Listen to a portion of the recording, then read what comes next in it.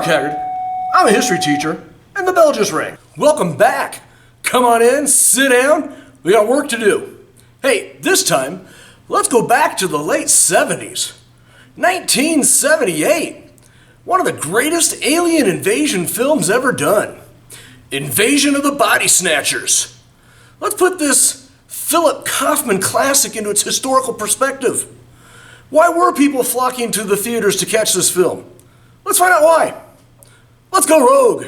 On December 22nd, 1978, United Artists released Invasion of the Body Snatchers. The movie was produced by Phillip Kaufman and starred Donald Sutherland and Brooke Adams. The film is a remake of the 1956 film with the same name, based on the 1955 book, The Body Snatchers, by Jack Finney. Filmed on a budget of $3.5 million, the film made back $25 million. And although reviews were varied at the time, the film is now considered to be one of the best remakes ever, and one of the best science fiction horror films of all time. Matthew Bonnell is an inspector with the San Francisco Department of Health. He's played by Donald Sutherland, the original Hawkeye Pierce from the movie. Along with his assistant, Elizabeth Driscoll, played by Brooke Adams, they discover that humans are being replicated by alien duplicates, each a perfect copy of the human, but with no human emotion. The aliens don't show up in giant metal ships with lasers, as Nancy Belichick states. They're spores, carried along by the solar winds from their dying planet to the habitable Earth. They blend in with the water from a recent rain over San Francisco. They spread root and grow into a brilliant red flower. Many people take them home. Elizabeth Driscoll takes one home. The next morning, Driscoll wakes up and her husband, Jeffrey, tells her without emotion that he has to break their date tonight and instead go to a meeting. The jar with the flower is broken. Matthew Bonnell takes 3 shirts into a dry cleaner of Mr. and Mrs. Tang. He says that he has a coffee stain on one of them, but Mrs. Tang replies, without emotion, "That is not coffee." In broken English, Mr. Tang tells Bonnell, "My wife is sick." She is wrong. That is not my wife. The next day, Bonnell and Driscoll are driving the streets of San Francisco to a psychologist when a man jumps on their windshield, yelling, "They're coming! They're coming! They're already here! You're next!" He jumps off the car, rounds a corner, and then is hit by another car. Bonnell turns the corner where the man is broken and bleeding on the street. He's surrounded by people, but no one lifts a finger to help him.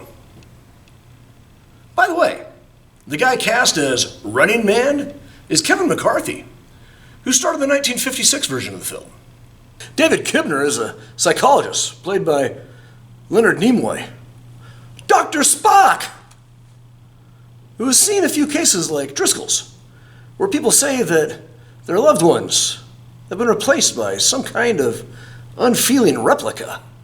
But he dismisses it all as a hallucinogenic flu that passes after a day and recommends that she get a good night of sleep. Jeff freaking Goldblum plays Jack Belichick, an author who is frustrated with David Kibner's success and his own lack of. After attending a Kibner book signing, he returns to his wife's place of business, mud baths. Nancy Belichick is played by Veronica Cartwright, the girl that got most of the blood in the chestburster scene in Alien. Jack is worn out from the day, takes a nap in a sauna. But as he sleeps, a new body is forming in one of the bathtubs, evolving into another Jeff Goldblum. Jack wakes up, and the replication stops. Moral of the story? Don't fall asleep. But more and more San Franciscans are falling asleep. Carl Malden, Steve McQueen, Dirty Harry Callahan, and being replicated. The humans dying and being replaced by emotionless, look-like, replicant pod people. Bennell and Driscoll and the Belichicks hole up in Bennell's townhouse, trying to make sense of the events and trying to find some way out. While there, they fall asleep. Bennell in his small yard. He's not aware of 4 pods that have been set nearby. Hairs on one of the pods begin to grow and stretch towards him and touch him, and an embryonic replicant emerges from the pod. 3 other pods are replicating Driscoll and the Belichicks. Bennell is awakened, and he rushes into the house to wake the others. A crowd of replicant pod people emerge from outside, pointing at the 4 humans and uttering horrific squeals. From here, Invasion of the Body Snatchers devolves into a zombie movie with Bennell, Driscoll, and the Belichicks running from the pod people. After being cornered on a wharf, Jack runs away as a diversion, lighting a flare and running away from the T-Rex. Was that Jurassic Park? Oh. Well, anyway, Jack Belichick runs away as a diversion. His wife Nancy can't handle it, and she chases on after him. The diversion works, allowing Bennell and Driscoll to escape. The 2 hole up in the Department of Health building. A group of pod people show up. Spock, Kibner, and Jack Belichick among them. Kibner injects Driscoll with a sedative to help put her asleep. Driscoll looks at Kibner and scowls. "I hate you." Well, Kibner in reply says, "There's no need for hate now. Or love." Eventually, Bennell discovers a factory where the pods are being grown or produced or manufactured, and where the pod people are distributing them in people's yards, close to where they sleep. He climbs into the rafters of the building and uses an axe to drop the lights onto the production line. The factory catches fire, and Bennell disappears.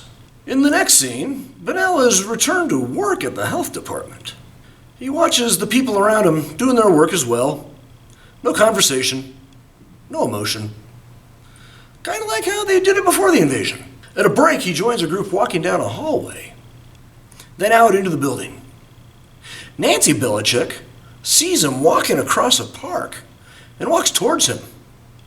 Bennell turns towards her, points his finger at her, and utters the horrific pod people squeal that they do when they find a non-replicant human. Roll credits. The invasion of the Body Snatchers was complete, and the humans lost. Whoa, not the happy ending that a lot of people thought they were going to get. And poor Veronica Cartwright, Nancy Belichick. Directors like messing with her.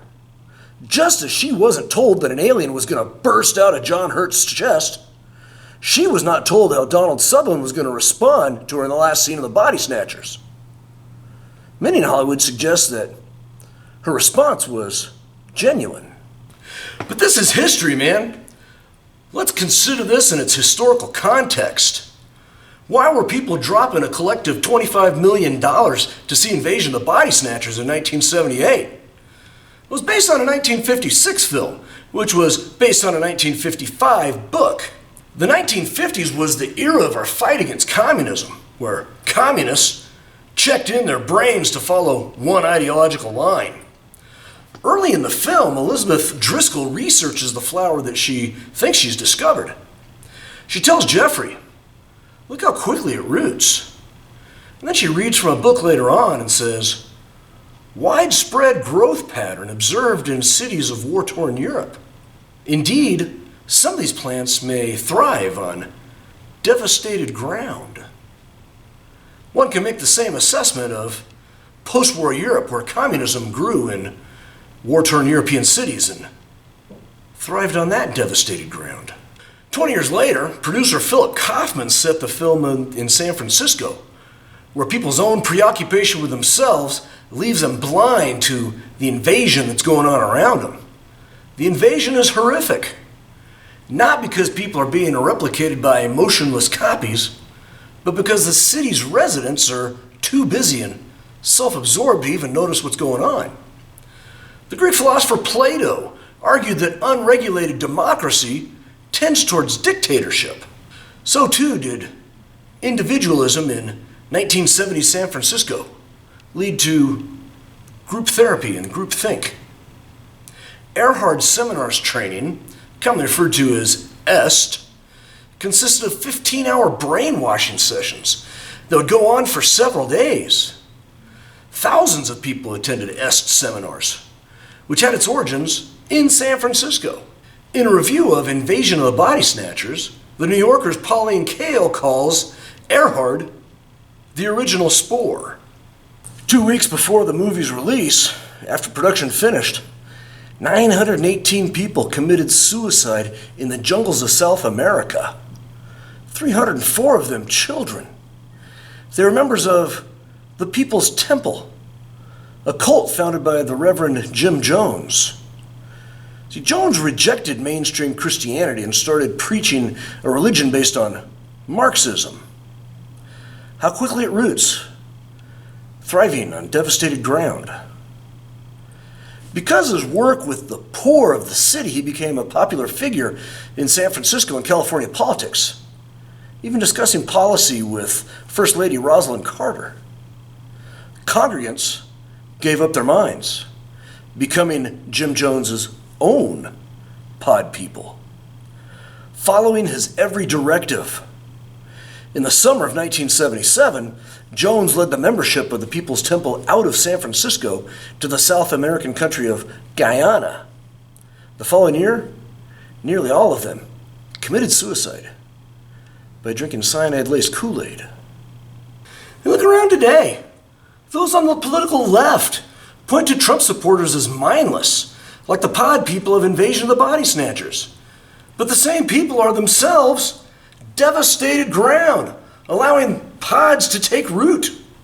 They too fall asleep to Facebook and Twitter, waking up and mindlessly forwarding messages with a guttural online scream to cancel those that still think for themselves.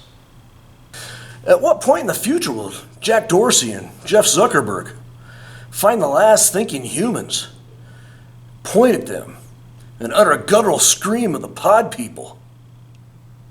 Will you be among them? Hey, thanks for coming by. I hope you had fun. I hope you learned something. If I did it right, you did both. Like, share, subscribe if you did. I had fun, but I'll quit my day job. And tell you what, next time you fall asleep and you wake up with no emotions, no hate, no love, just walking around aimlessly, doing whatever your overlords tell you to do, remember me. Watch my videos. I'm Mark Haggard. I'm a history teacher. And I've gone rogue.